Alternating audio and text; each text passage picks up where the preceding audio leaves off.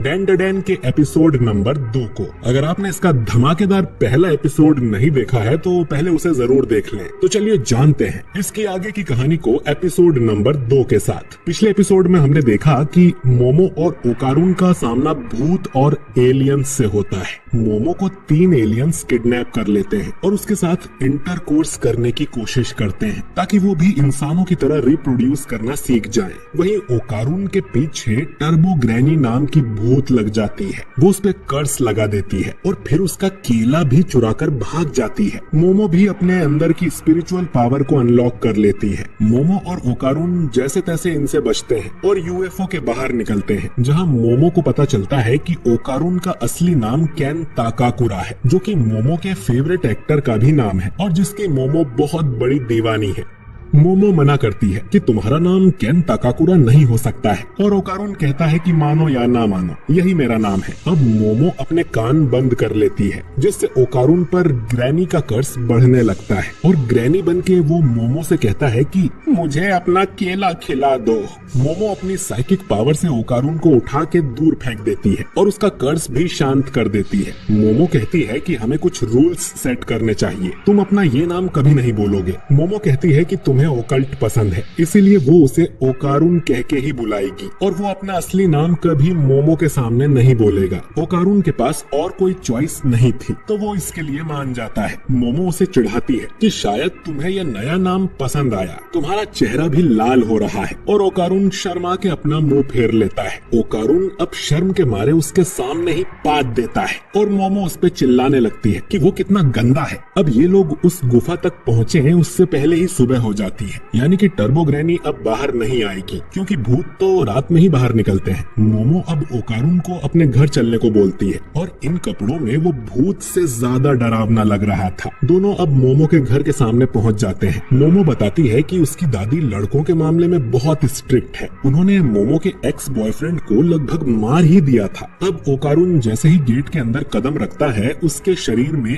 आग लग जाती है और वो जलने लगता है। ये देख मोमो अपनी पावर से ओकारून को उठाकर पास वाली नदी में फेंक देती है जिससे वो बच जाता है। मोमो अब देखती है कि उसकी दादी ने गेट पर एक तालिस्मान लगाया हुआ था जिससे बुरी शक्तियां उनके घर के अंदर नहीं आ सकती और क्योंकि ओकारून शापित है तो उसे भी इसने रोक दिया। मोमो ओकारून को सॉरी कहती है कि उनके घर पर एक बैरियर लगा हुआ था। मोमो उस तालिस्मान को निकाल देती है और ओकारून को वापस अंदर आने को बोलती है। अगर उसमें आग लग गई तो मोमो उसे उठाकर वापस नदी में डाल देगी। ओकारून डरते हुए गेट के अंदर आता है और इस बार उसे कुछ नहीं होता, पर वो कहता है कि उसके पूरे शरीर में गुदगुदी सी हो रही है। मोमो अब उसके बालों का मजाक उड़ाने लगती है जो कि दादी अम्मा जैसे हो गए थे। अब घर के अंदर आकर मोमो अपनी दादी को आवाज लगाती है पर वो शायद घर पर नहीं थी। मोमो अब ओकारून को अपने कमरे में ले जाती है और उसे गेट के बाहर ही खड़े होने को बोलती है क्योंकि उसे कपड़े बदलने थे। लेकिन जैसे ही ओकारून गेट बंद करता है उसका कर्स हावी हो जाता है और वो दरवाजा खोल देता है जिससे मोमो गुस्सा हो जाती है। वो उसका कर्स गायब करती है और उसे पीछे मुड़ जाने को कहती है। कपड़े चेंज करने के बाद मोमो ओकारून के लिए भी कपड़े लाती है जो कि वैसे तो लड़कियों के कपड़े हैं लेकिन फिलहाल काम चल जाएगा।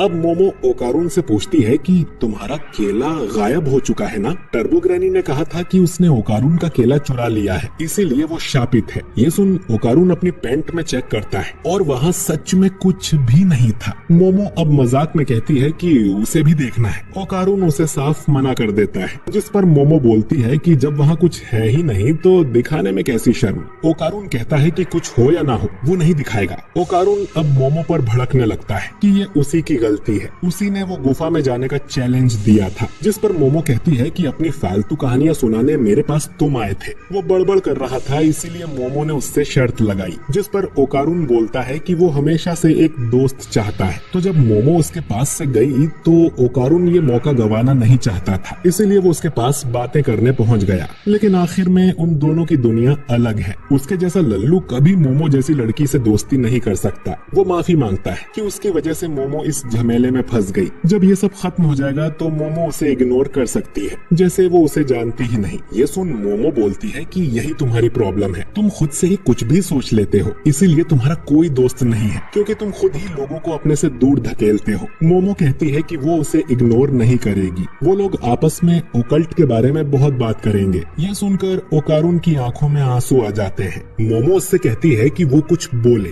जिस पर ओकारुन कहता है कि तुम कितनी बदसूरत हो, सामने वाले के मुंह पर बेइज्जती कर देती हो। यह सुन मोमो भड़क जाती है और उससे लड़ने लगती है। तभी इनके घर की घंटी बज जाती है। ओकारुन कहता है कि तुम्हारी दादी घर आ गई, जिस पर मोमो बोलती है कि उसने ये घंटी पहली बार सुनी है। उसकी दादी ने बताया था कि उनके घर में 2 घंटियां हैं, एक इंसान के लिए और दूसरी बुरी आत्माओं के लिए, क्योंकि मोमो ने वो तालिस्मान मेन गेट से निकाल दिया था तो कोई भूत उनके घर तक आ गया है। ओकारुन बोलता है कि अब हम क्या करें, जिस पर मोमो कहती है कि वो इस तालिस्मान को वापस लगा देगी, जिससे ये भूत जल जाएगा जैसे ओकारुन जलने लगा था। ओकारुन कहता है कि ऐसे तो मैं भी जल जाऊंगा। तो मोमो बोलती है कि तुम कुछ देर गेट के बाहर चले जाना। ये दोनों अब पीछे के रास्ते से घर से बाहर निकलते हैं और देखते हैं कि बाहर काले बादल छा गए थे, जैसे रात हो गई हो, और घर के चारों तरफ एक दीवार भी बन जाती है, यानी कि ये बाहर नहीं जा सकते। और मेन गेट भी दीवार के अंदर सील हो गया था। यहाँ काला धुआं फैल रहा था, जिससे मोमो की नाक से खून बहने लगा और ओकारुन की भी हालत खराब हो रही थी। और तभी इन दोनों को अपने ऊपर एक बड़ा सा मॉन्स्टर दिखाई देता है, जो कहता है कि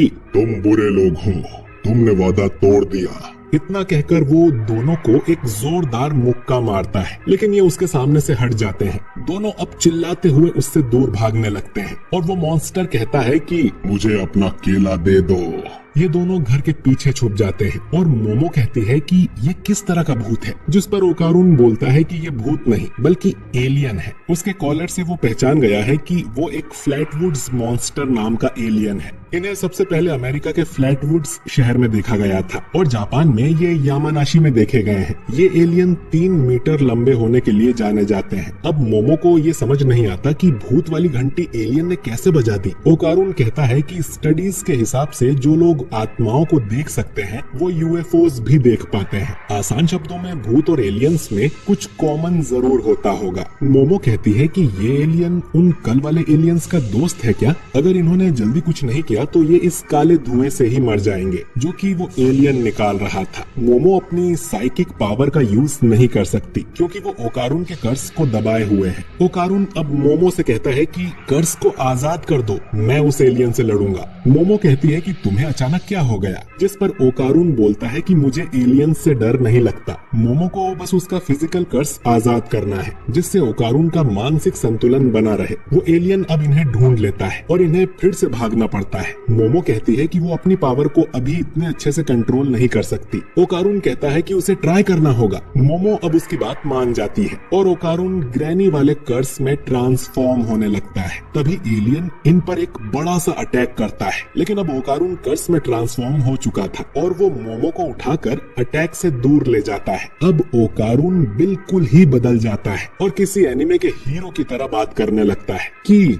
ये पावर तो कमाल की है, पर मैं डिप्रेशन में हूँ। मेरा दिमाग बिल्कुल ठंडा है और सब कंट्रोल में है। मोमो को समझ नहीं आता कि इसकी बोलचाल कैसे बदल गई। ओकारुन माफी मांगता है कि सॉरी, मैं एक अजीब लड़का हूँ, जो कि केन ताकाकुरा की फेमस लाइन है। मोमो उसे गुस्से में बोलती है कि ये लाइन मारना बंद करो। वो एलियन इनके पास आकर ओकारुन को अपने हाथों से कुचलने की कोशिश करता है, लेकिन ओकारुन का शरीर अपने आप ही वहाँ से हट जाता है और अपने दांतों से उसने एलियन की उंगलियां ही काट दी थी। यही ग्रैनी की असली पावर है। ओकारुन इतना तेज हो गया था कि मोमो को दिखा भी नहीं, लेकिन फिर ओकारुन अचानक ही खून की उल्टी कर देता है। वो एलियन फिर से ओकारुन पर अटैक करता है और उसे कुचलने की कोशिश करता है, लेकिन मोमो अपनी पावर से ओकारुन को अपनी तरफ खींच लेती है। वो मोमो से माफी मांगता है कि कर्स की पावर को उसकी बॉडी झेल नहीं पा रही है। ऐसा लग रहा था जैसे उसके शरीर के लाखों टुकड़े हो जाएंगे। इतनी स्पीड से इंसान का शरीर मूव नहीं कर सकता। पता नहीं वो अब इस एलियन को कैसे हरा पाएंगे।